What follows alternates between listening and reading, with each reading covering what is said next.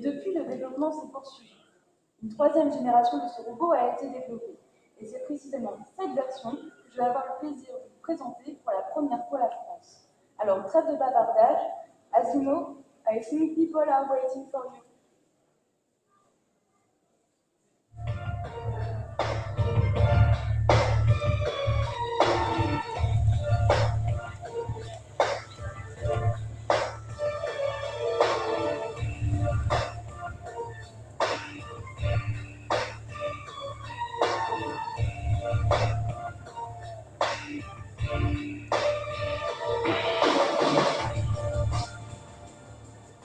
Mesdames et messieurs, j'ai le plaisir de vous présenter la toute dernière version d'Asimo.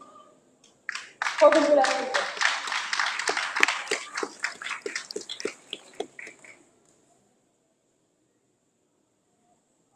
Petite précision, Asimo est un prototype qui, dans sa définition actuelle, parle uniquement anglais ou japonais. Mais mon japonais n'étant pas vraiment parfait, toutes les interactions que j'aurai avec lui se dérouleront en anglais. Hello everybody, it is great to be here. It is my first time in France and I'm happy to meet so many new people.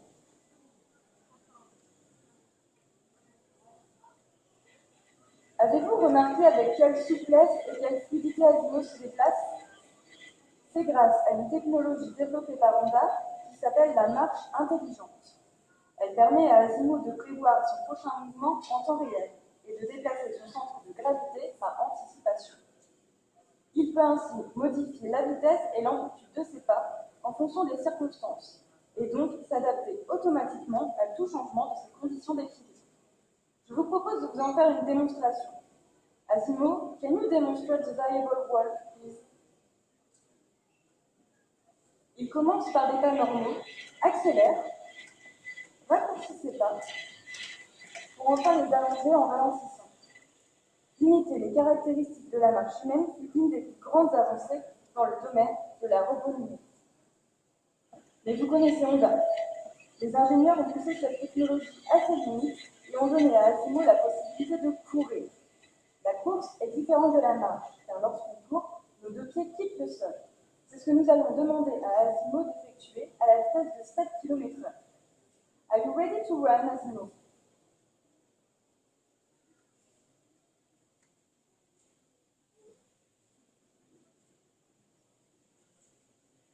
Ah, bon, je vois qu'il s'échauffe. Bon, ceci dit, c'est toujours un petit peu plus prudent avant de faire du sport.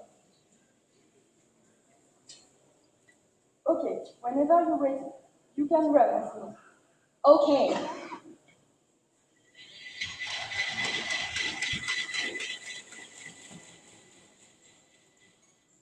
Bravo Asimo. Nous voudrions vous montrer qu'Asimo peut également courir en cercle, ce qui signifie qu'il est capable de compenser la force centrifuge en se penchant légèrement vers l'intérieur de la courbe. Lorsqu'il court en cercle, la vitesse est légèrement inférieure à 5 km/h pour être précis.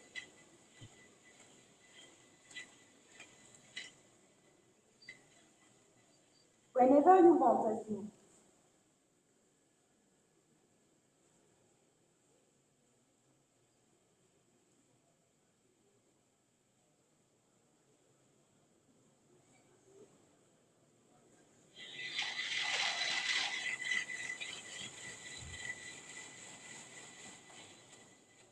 Well done, Asimo.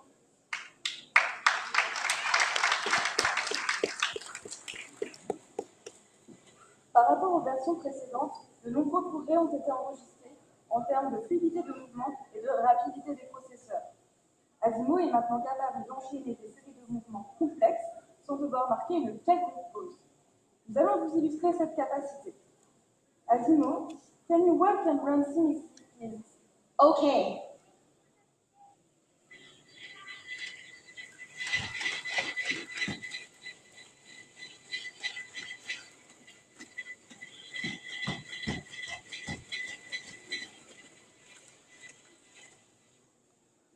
Comme il vient de vous le montrer brièvement, Asimo est également capable de sauter, ce qui représente une véritable performance en matière d'équilibre dynamique. Nous allons vous demander de nous faire une nouvelle démonstration. Asimo, Can you jump, please?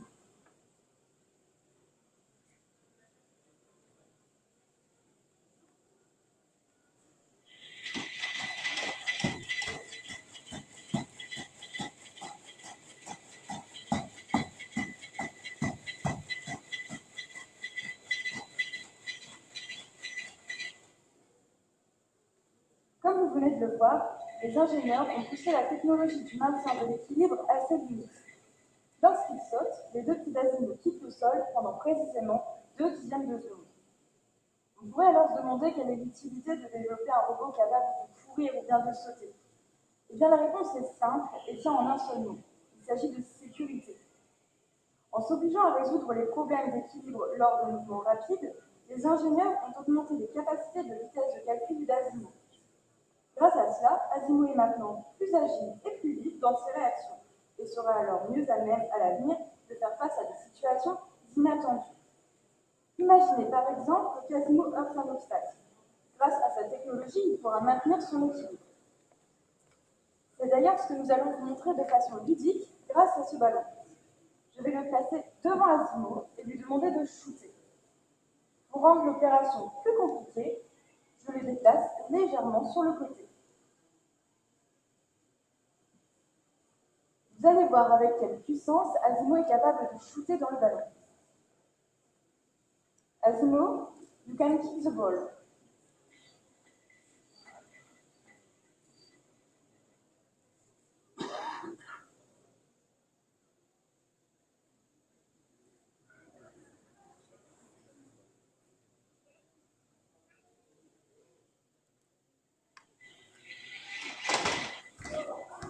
Super!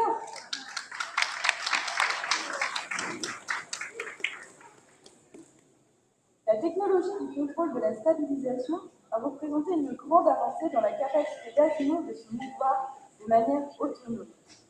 Et en termes d'autonomie, justement, une autre version d'Asimov est capable de mouvoir de 5 doigts de chaque main de façon indépendante, ce qui lui permet d'effectuer des tâches délicates. Mais regardons cela à l'écran. Dans ce cas-ci, le nombre des degrés de liberté passe de 2 à 13 pour chaque main, ce qui améliore grandement leur dextérité. Asimov est alors capable d'ouvrir une bouteille, par exemple. De même, ces senseurs lui permettent d'appliquer la force adéquate du gobelet en carton pour pouvoir y verser le liquide contenu dans la bouteille.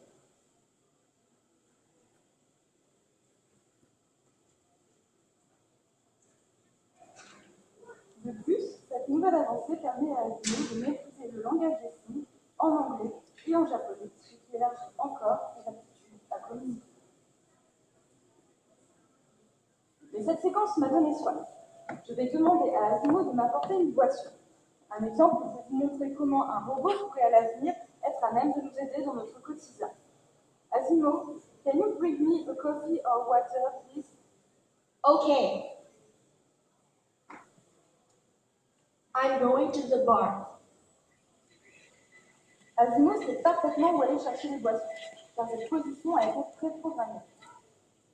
I'm here to receive drink from my friends. I'm receiving drink from my friends. Okay.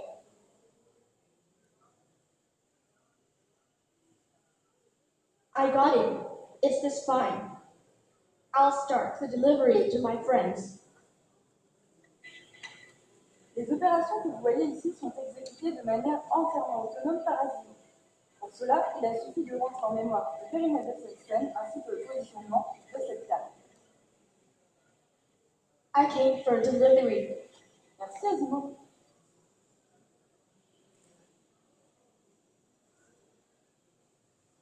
Vous remarquerez avec quelle élégance Asimov a déposé son plateau sur la table. Cette précision du geste est possible grâce au senseur de force qui se trouve dans ses poignets et qui lui permet de savoir que le plateau repose justement sur la table. Et maintenant, Asimov, j'aimerais te féliciter pour la brillante démonstration que tu as faite jusqu'à maintenant. Asimov et moi allons échanger une poignée de main.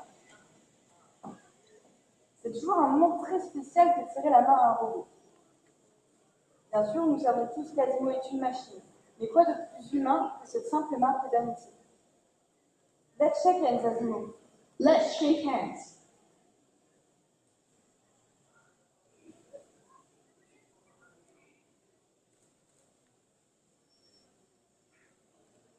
Remarquez avec quelle souplesse Asimov a refermé ses doigts sur ma main. Avec ces caméras, il suit un mouvement de tête. Vous pouvez le voir à vos écrans.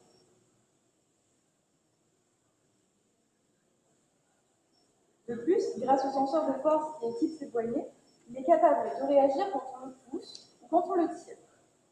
Regardez, mais aussi écoutez. Whoops.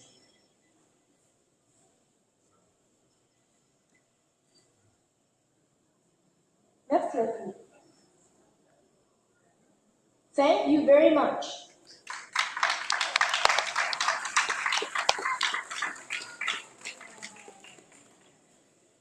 On peut se poser la question de savoir pourquoi on a investi autant de temps mais aussi autant d'argent pour développer Asimov. Bien sûr, l'objectif ultime est de développer une machine capable d'aider les êtres humains dans leur vie de tous les jours. Mais les avancées technologiques ont également permis de faire des recherches en robotique humanoïde et ont bénéficié à de nombreux autres projets. Prenons 3 exemples.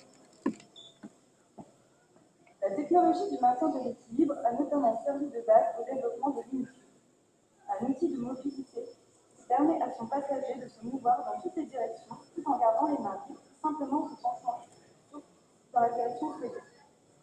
Ce prototype est utilisé par des personnes devant se déplacer sur de grandes distances. L'observation des recherches sur la marche humaine ont donné naissance à une série de dispositifs d'assistance à la marche, actuellement testés dans les centres de revalidation. L'appareil est capable de déterminer le degré d'assistance requis et donc la force à appliquer.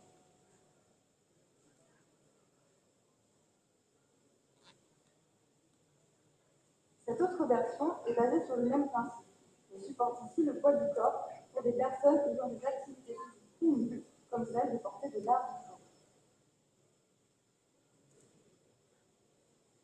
Après le tremblement de terre au Japon en 2011, Honda a développé ce bras robotisé permettant d'observer des endroits inaccessibles ou même dangereux pour les êtres humains. Diverses technologies robotiques ont été appliquées à cet engin qui est actuellement en fonction dans la centrale nucléaire de Fukushima.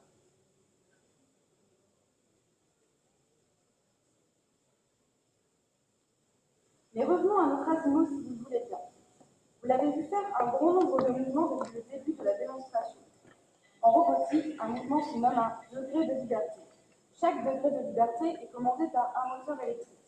Asimov possède 34 degrés de liberté et donc 34 moteurs électriques. Dans sa tête, par exemple, il possède 3 moteurs électriques. Il peut bouger de façon latérale, verticale,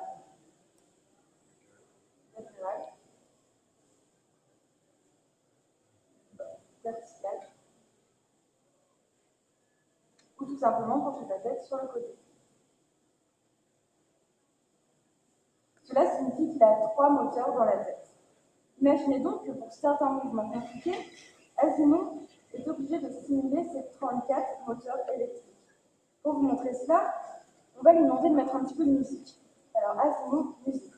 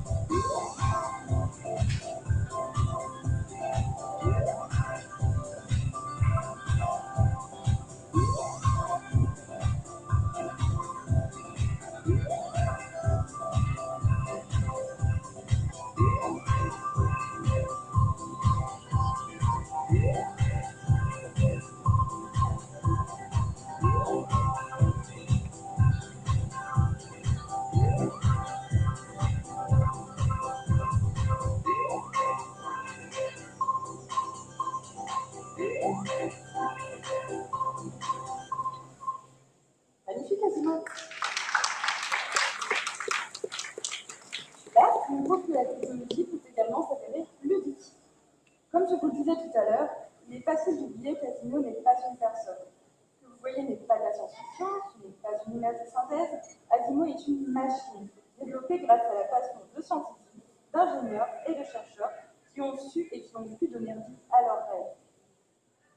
Mesdames et messieurs, notre démonstration touche à sa fin. Nous espérons que vous l'avez appréciée. Au revoir et merci à Zimo de nous avoir montré ce dont tu es capable. Goodbye and thank you. It was a pleasure being invited here. Goodbye, everybody. Hope to see you soon.